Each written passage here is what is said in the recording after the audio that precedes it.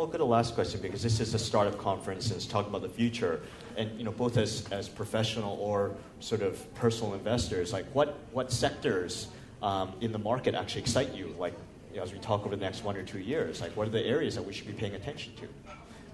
I know Baresh mentioned some areas like education, super interesting. Finance tech is very interesting.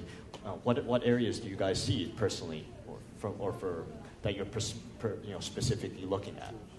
From our perspective, we actually try to refrain from sort of being super sector specific, and we try to avoid making judgments on the way that certain areas are moving into, and we would rather have our entrepreneurs convince us and lead us because they're touching those markets on a day-to-day basis.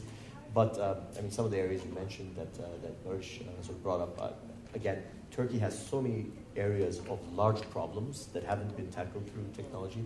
So we're biased towards large problems, bold solutions to large problems. Okay. From our side, I have a half private perspective. So I'm an investor into internet and internet-related areas. But if I would understand better, and I wish I could understand better, I may go into other areas.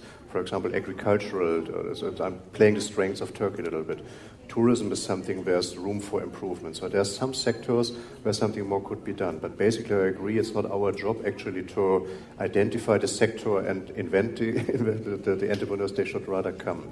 What I experience in terms of what is relevant what is needed in the market and what people offer, there's a discrepancy between the interest of young people starting a business, which are focusing on B2C or even C2C markets, whereas the majority of solutions which could be commercially successful is rather in the B2B area, and besides, they're even easier to implement. So we love to invest into something which is meaningful in B2B. We don't expect something like groundbreaking innovations, but something like process innovation, doing something better in these areas, that is already sufficient. If it's big enough, if it's interesting, that's another question. But basically, we love to have more B2B and small innovations in process improvements.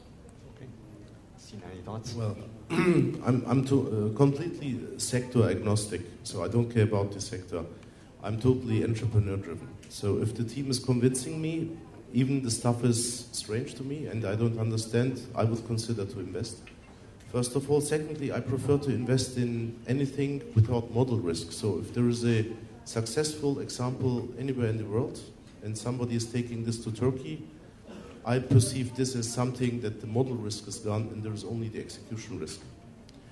I believe that everything which is making in-transplant markets more transparent has a big chance in the internet, because if I look at the biggest e-commerce companies or internet companies, they excluded one of the intermediaries in the market.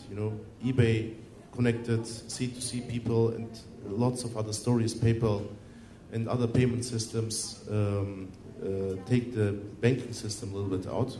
So this is also something which is exciting me. From specific areas, all the doctor appointment sites seem interesting to me at the time being. There are some startups also pitching in Turkey, like ZocDoc in the US. Yeah. This is exactly, there is a model established in the US. It's making a market more transparent and efficiency, and then it depends on finding the right team.